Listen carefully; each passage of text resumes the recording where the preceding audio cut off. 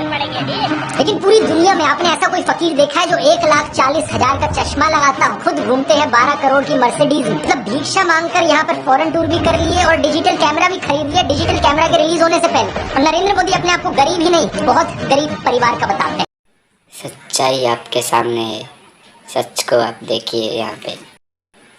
मित्रों, मैं बचपन में रेल के डिब्बे में चाय बेचता था। वाह क्या फकीरी है, वो भगवान है हमारे, हम उनकी पूजा करते हैं। सच तो ये है दोस्तों कि ये लोग हमारे हिंदू धर्म को ही तोड़ने मरोड़ने लग गए अपने नफरत खोर एजेंडा को फैलाने के लिए। नमस्कार दोस्तों, जर्नलिस्ट अनिल यादव एक बीजेपी वर्कर मंगल वाजपेयी से बात कर रहे थे कानपुर में। मंगल एक लोडर का काम करते हैं, यानी गाड़ियों में सामान चढ़ाने का काम करते हैं। क्या बताएं योगी साहब, मेरा मंगल वाजपेयी है, यहाँ लोडर का काम करवाते हैं। साथ ही साथ ये बीजेपी एमएलए महेश त्रिवेदी के लिए वॉलंटियर भी करते हैं। ये उम्मीद जता रहे थे कि बीजेपी इस बार 400 पार करेगी। चुनाव में किसका माहौल है? बीजेपी जीतेगी 400 के ऊपर। लेकिन जैसे जैसे बात आगे बढ़ती है, मंगल अपनी परेशानियों के बारे में बताते हैं। वो बताते हैं कि उनके पास बिजली नहीं, सीवर की व्यवस्था नहीं। हमारे पास बिजली नहीं है घर में, हमारे पास लैट्रिन घर में नहीं है, हमारे पास सीवर व्यवस्था नहीं है।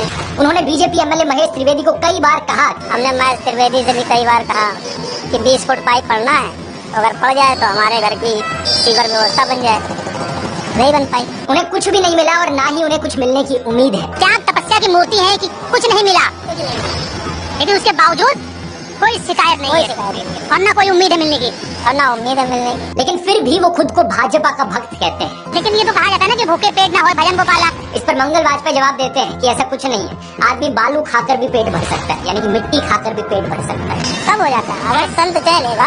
अगर संत चाह लेगा तो सब हो जाता है, बालू खा के पेट भर लेता है। इन्हें कोई शिकायत नहीं है। प्रधानमंत्री मोदी को एक परमात्मा मानते हैं, उनकी पूजा करते हैं। ऐसा कैसे हो सकता है कि एक पॉलिटिशियन को लेकर लोग इतने अंधे हो गए हैं? और ये इकलौते नहीं है, मैंने पिछले वीडियो में आपको इसके कई और उदाहरण दिए थे। बीजेपी के टिकट पर तो कुत्ता भी खड़ा हो जाए हम जिताएंगे, ये सच है। अगर कुत्ता भी आएगा उसको भी जिताएंगे। ये तो फिर अंधविश्वास नहीं, भक्त है, अंधविश्वास नहीं है, हम भक्त हैं। महंगाई मेरे हिसाब से कोई ज्यादा नहीं हुई। अब मैं 10 साल से बनियान नहीं पहन रही, देखो आप। वो भगवान है हमारे, हम उनकी पूजा करते हैं। ऐसा हुआ है इमोशनल मैनिपुलेशन और ब्रेन वॉशिंग की वजह से। एक बड़े स्केल पर देश में लोगों का ब्रेन वॉश किया गया है और जो माफिया यहाँ पर ब्रेन वॉश कर रहा है लोगों का, वो 4 डिपार्टमेंट्स पर काम करता है। पहला डिपार्टमेंट लोगों में गर्व और अहंकार भरता है कि आप महान हो क्योंकि आप हिंदू धर्म में पैदा हुए। दूसरा डिपार्टमेंट आपको एहसास दिलाता है विक्टिमाइजेशन का, कि सदियों से, 1000 सालों से आपके पूर्वज विक्टिम बनकर रहे थे। तीसरा डिपार्टमेंट आपके अंदर डर भरता है कि आपको खतरा है उन लोगों से। और चौथा डिपार्टमेंट यहाँ नरेंद्र मोदी को मसीहा बनाता है कि सिर्फ नरेंद्र मोदी ही आपको बचा सकते हैं। पहले 3 डिपार्टमेंट्स की मैं 3 अलग अलग वीडियोस में ऑलरेडी बात कर चुका हूँ। अब वक्त है इस चौथे डिपार्टमेंट को एक्सपोज करने का। नरेंद्र मोदी की कल्ट ऑफ पर्सनैलिटी, कैसे इनके इतने सारे फेलियर्स के बाद भी लोगों को इमोशनली मैनिपुलेट किया जाता है कि लोग इन्हें भगवान मान बैठे। आइए जानते हैं आज के इस वीडियो में।